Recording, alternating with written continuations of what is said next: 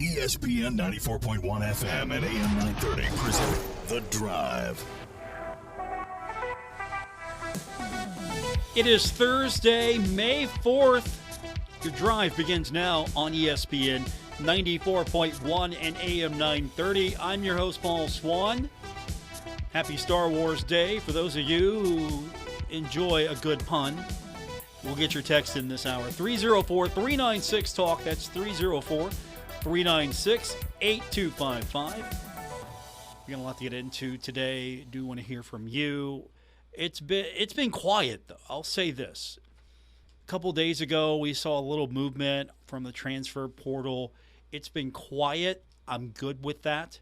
The only thing that I caught yesterday was that Marshall defensive lineman Gabe Elrod entering the transfer portal. If you don't remember him, defensive lineman for the Thundering Herd, wore number 97. He was a 350-pounder, 6'3". Did join the Thundering Herd as, I believe, a preferred walk-on from Troy. And he put it out on Twitter that he is interested in transferring to another school. So he's put himself in the transfer portal. So it was light. It was quiet yesterday. Haven't seen much movement since. I think for the most part, if a player is going to go in the transfer portal, we pretty much know it now, unless, just trying to figure out if that's the best path forward for yourself. You haven't committed just yet. So that's what we're looking at right now. I'll take that. It's quiet. It's calming down right now. And we'll see how the Thundering Herd continues to work the portal to try to fill spots, to bring players in, talent in that's going to make the team better. So that's pretty much going to be our offseason right now, right? Just looking to see where the next commitment comes from. And I know there's been a lot of speculation about certain players that might be leaving due to name, image, and likeness. And, of course, as I've been told before, and I'll go by that, it's not official until it's official. And do you think name, image, and likeness is really killing the sport, or at least at the mid-major level? I want to get your thoughts on that today. 304-396-TALK, 304-396-8255. That number again, 304-396-8255. We got basketball and hockey to talk about today. Philadelphia 76ers lost 121-87 in the NBA playoffs. We got Game 2 coming up tonight between the Lakers and the Golden State Warriors.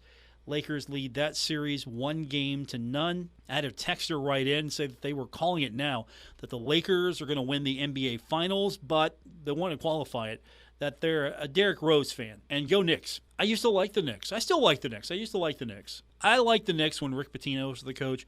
When I was younger, I liked the Knicks. I gravitate towards most of the New York teams. Not in baseball and not in football, but I like most of the New York teams. I like the Knicks. I do like the Rangers. That's well established here. I'm okay with the Mets. I'm okay with the Yankees. But if I was going to root for a team, it would be those two in NBA and NHL. Also, I'm not going to lie to you, I kind of like the Giants. Not I'm going to root for them over, say, the Bengals. Bengals are my team. But if I was looking for a team, I definitely would take the Giants over the Jets.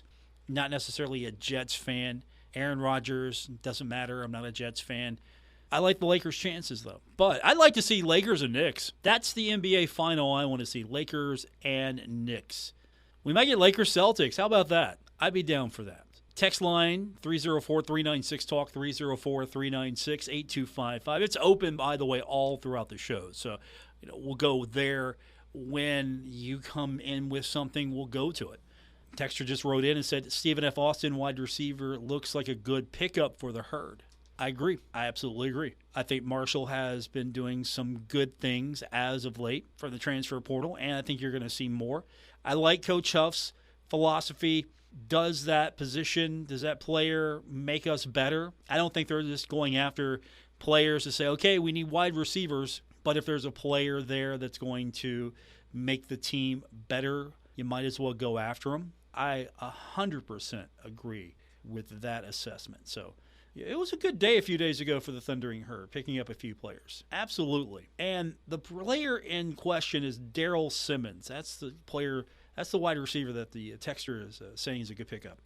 I had to go back and double-check his numbers. He had 23 receptions for 249 yards, 1 touchdown. In 2021, he had 15 receptions for 106 yards and 2 touchdowns. So he tweeted out on May 2nd that he thanked his coaching staff at Stephen F. Austin. Then he announced he will be playing his last season of college ball at the University of Marshall. That's the one thing we got to get these kids to understand. It is not the University of Marshall. It is not University of Marshall is not a thing. It is Marshall University. So I'm sure someone will get to him real quick if they haven't already. But I laugh sometimes. I see those tweets. I'm going to be playing my college ball at the University of Marshall. And it hasn't happened just one time. It happens frequently. Kids hear Marshall, and they don't know it's Marshall University, not University of Marshall. That's okay. He'll learn. He'll pick it up. But I agree with Texter. That's a good pickup. 304-396-TALK, 304-396-8255. We'll get your text in this hour. We got baseball to follow today. We've got softball to follow today. We've got all of that. The baseball team losing to Virginia Tech yesterday. Back in action on Friday. Softball is in action against Georgia Southern. So we'll talk about that with you. We'll update you on everything that happened in the NBA and also the NHL. We had baseball earlier today right here on ESPN 94.1 and AM 930. The Pirates losing, unfortunately, getting swept. It was an exciting finish, but the Rays held on to beat the Pirates 3-2. And Zach Eflin, he had a performance. He pitched 7 scoreless innings. Struck out 10. He allowed just 3 hits. And the Rays, if you look at what they're doing right now, they're going to be tough to beat. They have scored 210 runs, allowed only 96 runs, and hit 67 homers. That's the most in Major League Baseball. And the Pirates have lost a season-high 4 straight games now. They're still leading the NL Central, but they have lost 4 straight. While the Rays are off to their best start through 32 games since the 1984 World Series champion Detroit Tigers. That's pretty good stuff. So next up for the Pirates, they'll start against Toronto. That'll be on Friday night. We'll have it for you right here on ESPN 94.1 and AM 930. More text coming in, 304-396-TALK, 304-396-8255. Texter says that NIL isn't necessarily killing the sports world. Money does talk, though. As a fan, NIL will give us the new EA Sports College Football Video Game Summer 2024. That's a positive from it. I like where you're going with this. That's something that many a kid definitely disappointed in. It was always fun. For me, especially when I was younger, it was more fun when I was younger. What are you talking about? It's more fun now. When I was younger, it was more fun to get the college game than Madden. Now, don't get me wrong. I enjoyed Madden. Everybody enjoys Madden. But for me, it was the college game. I had to get that one. And there was competition for a while. I mean, when you had the PlayStation and the Sega Dreamcast, you remember those days? Some of you probably are like, no. But there were different college football games, one for each console.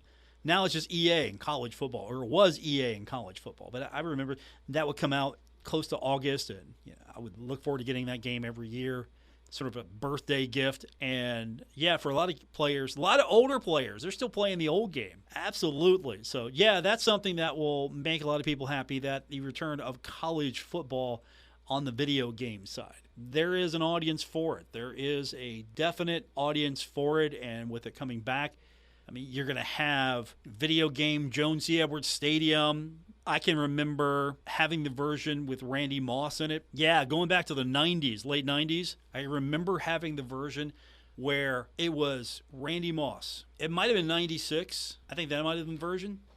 And I would just send him wide. Throw the ball deep, touchdown. Couldn't stop him.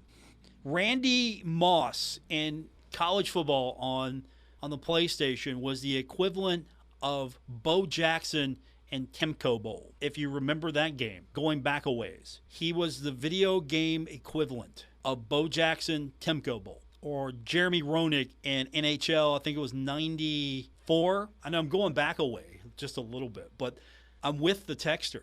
That's a good thing. 304-396-TALK, 304-396-8255. More coming up on this edition of The Drive, ESPN 94.1 and AM 930.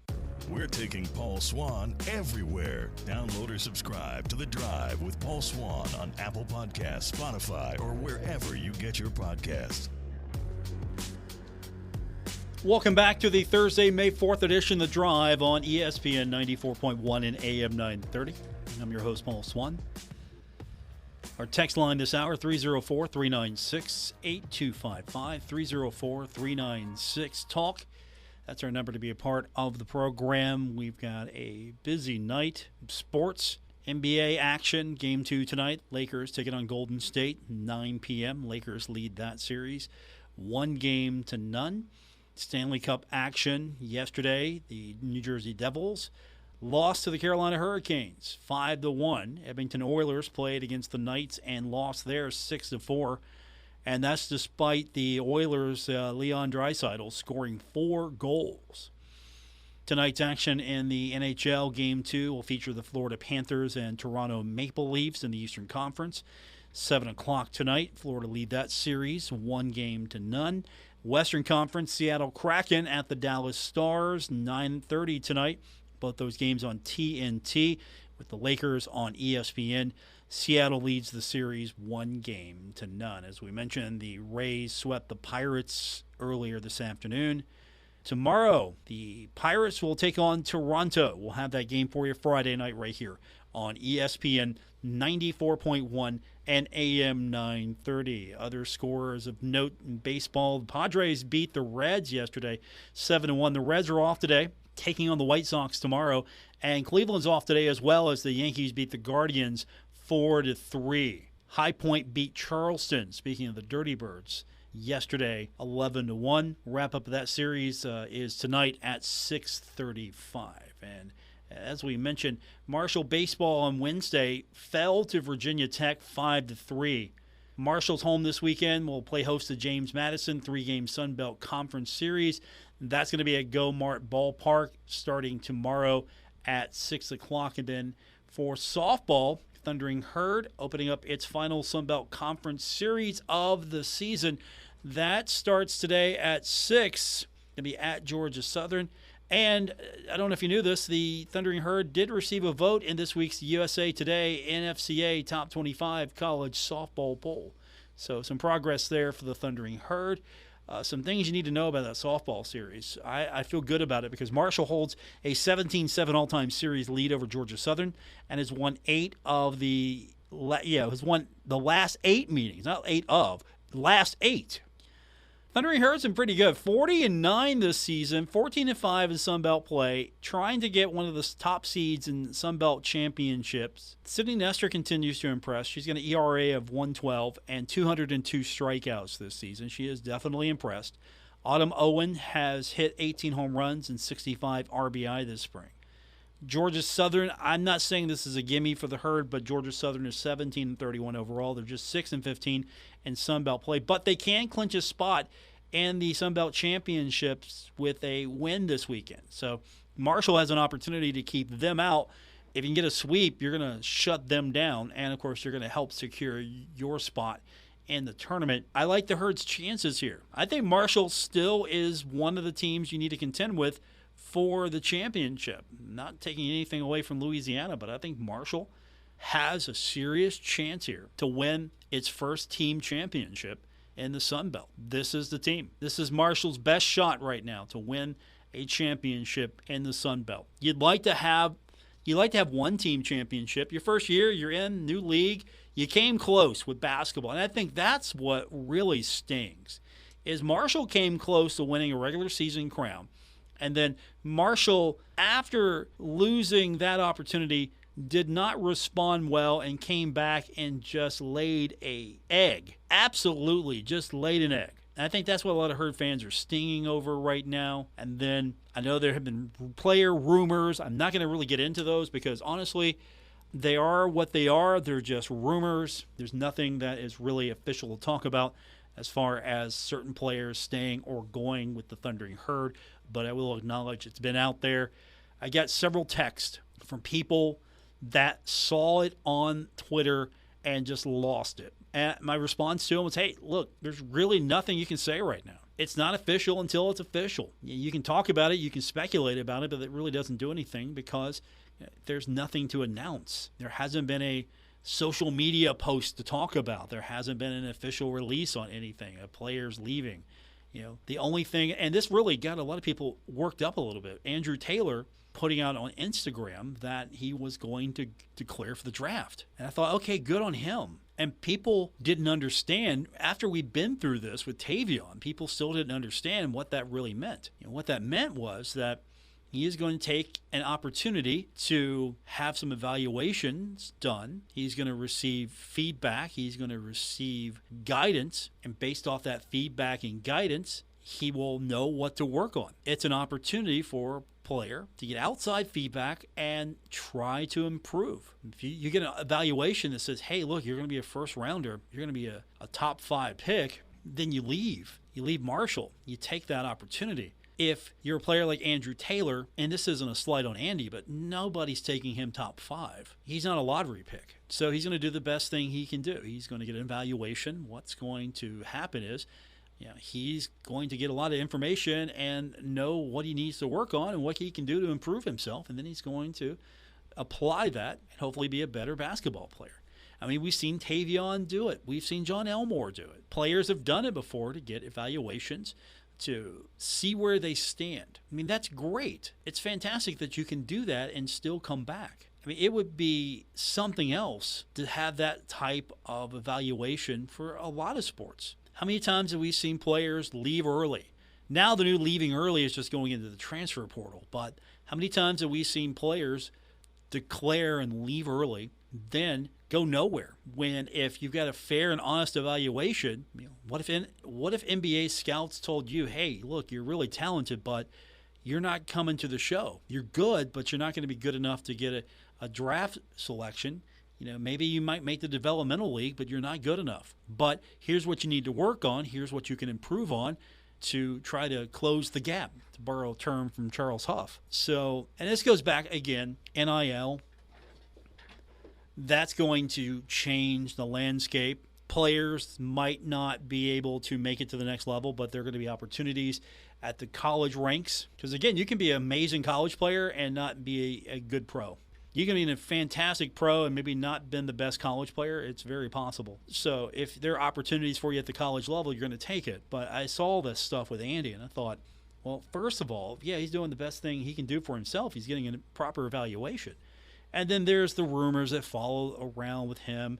And I've been leery to talk about it just because, well, there's nothing there to talk about right now. I mean, players are going to make evaluations all the time. I mean, we can't just stop and talk about every single player on the roster making evaluations, putting feelers out there, exploring options. We would be talking about nothing but all of that. 304-396-TALK, 304-396-8255. And, of course, if you lose a player, you got to learn how to replace that player. Again, the transfer portal, not necessarily the transfer portal is where you lose players, but for the most part, transfer portal is a place that is a free marketplace, just about. It's a free marketplace. It's an open market. Players are going to, in this day and age, do what's best for them. What is the best opportunity for players? Where will the player get the best experience? Where will the player get the best opportunities? I mean, before it was a school was interested in you, and based on the schools that were interested in you, you chose and you took the better offer. Honestly, if Marshall offered a scholarship, Marshall offered, and then you look at some of the other offers on the table, and let's just say it's, I don't know, say it's Eastern Kentucky. Marshall and Eastern Kentucky. Okay, kids get an offer from Marshall, kids getting an offer from Eastern Kentucky. Well, Eastern Kentucky might have something academically that kid wants, so that's going to be the best offer for them. Marshall might have something academically that kid wants, and so that's going to be the best offer for them. Or all things might be equal, player might connect with the coaching staff better at Eastern Kentucky, so that's going to be the better offer. Might connect with the coaching staff at Marshall, that's going to be the better offer. I mean, there's so many ways you can look at this here. Now you throw name, image, and likeness into this, and so there's stupid money being thrown around. There's stupid opportunities being thrown around. And it's going to be a competitive landscape. It hasn't got to the point yet where you're just writing checks. It's not just, okay, here it is. I mean, we haven't get to the point where players are employees of the university. We haven't done that just yet. But, yeah, there still needs to be some regulation to this. But if a player's got an opportunity to take advantage of, I can't fault the player for taking advantage of that opportunity. If it's going to be something that's going to elevate them, give them a step up, because honestly, I've seen it time and time again. As far as fans are concerned, if a player's not living up to expectations, fans are quick to say, get rid of them. If a university's not living up to expectations, why can't the player say, I'm going to get rid of that and go somewhere else? 304-396-TALK, 304-396-8255. And then that makes it important, of course, for the university to make sure that the experience and everything is the very best it can be. Make sure that what you're doing is the very best, and then push it forward some more. And I don't think you can just throw cash at this situation as well. You got to have a complete experience for the student athlete, because again, I might be naive, but I do think it's about the student athlete experience. NIL is going to be a big part of it. We'll get your thoughts again. 304-396-TALK, 304-396-8255. This is The Drive on ESPN 94.1 and AM 930. This is The Drive with Paul Swann on ESPN 94.1 FM and AM 930. Welcome back to the Thursday, May 4th edition, The Drive on ESPN 94.1 and AM 930. I'm your host, Paul Swann. Feels like a Wednesday, doesn't it? It's Thursday, I know, but it feels like a Wednesday. We've got softball coming up with baseball tomorrow. Thundering Herd looking okay against Virginia Tech. I'd like to see more of that. That's kind of effort I'd like to see, but that's what we've got going on. It's been really a quiet sports day. I know the Derby's coming up this weekend. That's just not my thing. I've tried to get into the horse racing, and it's just not my thing. Is that yours? I mean, is that still something that people get excited for? I think people get more excited just to go and dress up and wear the stupid hats and do all the pageantry stuff that the Kentucky Derby is all about. I'm not that person. Never have been. So I'm just not. I've tried. It's not exciting. I've watched it. I've really not been into it. Even when we had a Triple Crown winner, I'm not into it as well. But I know that's going to be a big part of your weekend. And unfortunately, it's not a radio sport anymore. The network that controls the media rights, that's NBC, they're not offering it to radio stations. So the Kentucky Derby, which originally was on radio, is not being offered. So I don't know if that's a sign of the times with the way the Kentucky Derby has been going. So that's going to be a big part of your weekend. Of course, I'm going to be watching, playoff action, keeping an eye on everything. We've got, of course, baseball and softball to keep an eye on as well with Marshall. Our text line this hour, if you want to be a part of the show, is 304-396-TALK, 304-396-8255. That's your number to be a part of today's edition of The Drive here on ESPN 94.1 and AM 930. So I think that's where I'm going to be tonight, especially with the Lakers and the Golden State Warriors. That's a big one tonight. I think that's going to be probably your most watched event tonight. Can the Lakers make it 2 in a row? Can they take a commanding lead in this series? And how good has LeBron looked? I'm not saying he's classic at his prime LeBron, but I've really been impressed with the way the Lakers have looked so far. And so that's going to be a 9 o'clock tip on ESPN. We're going to have that game for you. That's coming up tonight.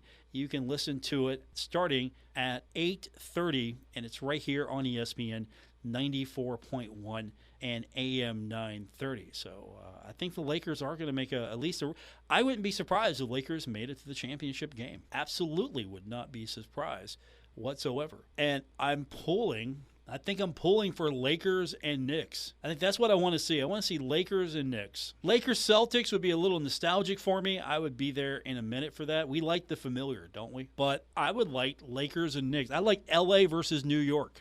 That's the matchup I am interested in the most from the NBA. On the NHL side, I had Colorado, New York in my Stanley Cup final. I am done. That bracket is blown up. I mean, there's Seattle. I could root for the Kraken. I'm not rooting for Carolina. I'm not rooting for New Jersey. So Edmonton maybe. Edmonton, Toronto, I don't know. Florida, I'm a little lost right here. So I've been a few days removed from the NHL just because. 304-396-TALK, 304-396-8255. We got to take our final break, so let's go ahead and do that. When we continue, we'll get some of your text in. When we continue with this edition of The Drive on ESPN 94.1 and AM 930. This is The Drive with Paul Swann on ESPN 94.1 FM and AM 930.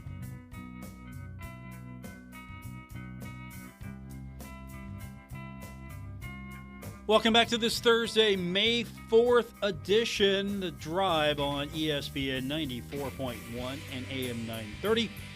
Our text line is open. It's 304-396-TALK, 304-396-8255. Hope you're enjoying the day today. We've got one more day of this tomorrow, and then we got the weekend to look forward to. Usually we've got Pirates baseball that we'll get into tonight. Unfortunately, that's not the case because the Pirates were in action earlier today. And the Pirates losing made it interesting toward the end. Unfortunately, Zach Eflin pitched 7 scoreless innings, and he struck out 10. He allowed just 3 hits. And the Rays swept the Pirates earlier today, 3-2. It was exciting toward the end. I almost thought that the Pirates might tie it up. It was close. I thought that the Pirates might give it a run, but the Pirates are now, they're in the midst of a 4-game losing streak. That's season high for them, but they're still leading the NL Central. Back in action, Toronto, Friday night. That'll be the next opponent for the Pirates. Catch that right here on ESPN 94.1 and AM 930. And then here in just a few minutes, if you can, you've got an opportunity to keep track of the Herd taking on Georgia Southern. That's the final Sun Belt Conference series for the Thundering Herd before the Sun Belt Conference tournament, where I hope Marshall can sweep this series. That would be good. If the Herd can, that's going to give Marshall a really prime spot in the Sun Belt Conference tournament. You want to be one of the top seeds, and I think Marshall can finish it out strong against Georgia Southern. And if that's the case, you might see Marshall, Louisiana in a championship game. That could happen. I would love to see that. And maybe the conference would as well. So 6 o'clock tonight for Marshall softball. Thundering Herd on its way to being one of the top seeds. Got to take care of business first against Georgia Southern. I think the squad will. I'll tell you what, Marshall, for the most part, has looked like it could be the team. I don't want to say it's the team to beat because Louisiana is probably going to be the team to beat if we're just being honest with ourselves. But Marshall could be that team that could beat Louisiana if Marshall plays well. 40-9 this season, 14-5 in the Sun Belt. That's the record I'm more impressed with. 14-5 in Sun Belt. And Marshall's got an opportunity to add to that. And if Sydney Nestor can get really hot, I mean, she's only got an ERA of 1.12. And she's had 202 strikeouts this season. If she could get hot down the stretch, I think that would bode well for the Thundering Herd. Maybe Autumn Owen can rocket a few more out. She's already got 18 home runs. If Marshall can do a few things, get the offense really going here over these next few games, Marshall's got a legitimate shot here. I'm not just saying that. I think Marshall's got a legitimate shot. Georgia Southern, not going to be an easy one, but they're 17-31. They're 6-15 in Sun Belt play. I think Marshall's got a good shot here taking on Georgia Southern. And then we'll see what happens with Marshall baseball, hosting James Madison at Go-Mart Ballpark. We'll see what happens. That's going to be an interesting series, to say the least. I want to see how Marshall responds. I thought the Thundering Herd didn't give up, played okay against Virginia Tech. So can Marshall translate that into a little bit more success against James Madison? That's going to be at Go-Mart Ballpark. If you're going to the game, remember it's cashless. If you are going to Charleston for any of the games this weekend, it's cashless. So they will give you a cash card if you have cash. You don't want to use your credit card. You don't want to use your debit card, your bank card, whatever. They will take your cash, but they're going to give you a cash card that you're going to have to use to spend. So that means concessions and everything else. So no more cash at the ballpark. You think Marshall's going to go to that eventually? Go to everything digital, complete. I'm talking to everything.